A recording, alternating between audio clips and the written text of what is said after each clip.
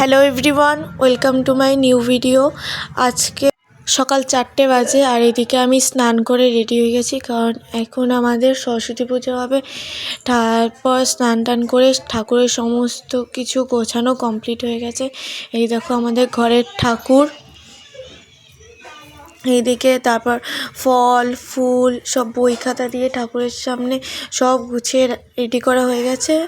তারপর কতক্ষণ বাদে 6টা নাগাদ আমাদের ঠাকুরমশাই চলে এসছে।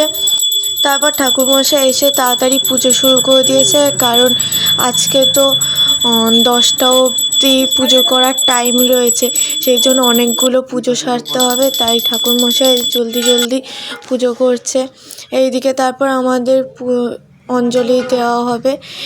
তারপর অঞ্জলি দেওয়ার পর ঠাকুরমশাই চলে গেছিলো, কিন্তু আমাদের এরকম ওই খাগের কাঠি তুলতে হয়, সেই নিয়ে আমি আর ভাই তুলছিলাম। ভাইয়ের তুলতে না তুলতে পড়ে গেছিলো, আর আমার এইদিকে অনেকক্ষণই ছিল, তারপর আমি নিজে হাত দিয়ে খুলে নিয়েছিলাম।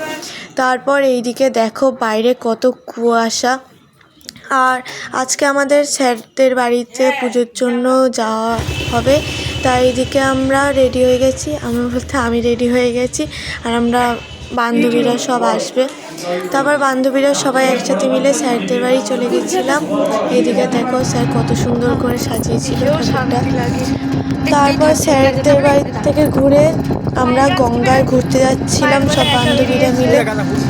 এইদিকে ভিউটা বেশ ভালোই লাগছিল। আমরা সব বান্ধবীরা মিলে গঙ্গায় ঘুরতে গেছিলাম। তো এইদিকে দেখো গঙ্গায় পৌঁছে গেছি, আর আজকে তো সরস্বতী পুজো, সেই জন্য গঙ্গায় বেশ ভালোই ভিড় ছিল।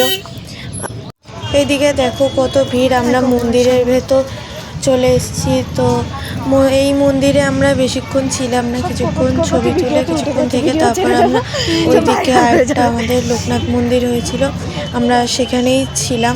তো সেই সমস্ত ভিডিও আর আমার করা হয়নি। এইদিকে দেখো মন্দিরটা। আর তোমাদের তো বললাম আজকে সরস্বতী পুজো কতটা ভিড় হয়েছে দেখো। আর তারপর আর তেমন কিছু ভিডিও করা হয়নি। তো ভিডিওটা এইটুকুনি। ভিডিওটা ভালো লাগলে like comment share and subscribe করে দিও।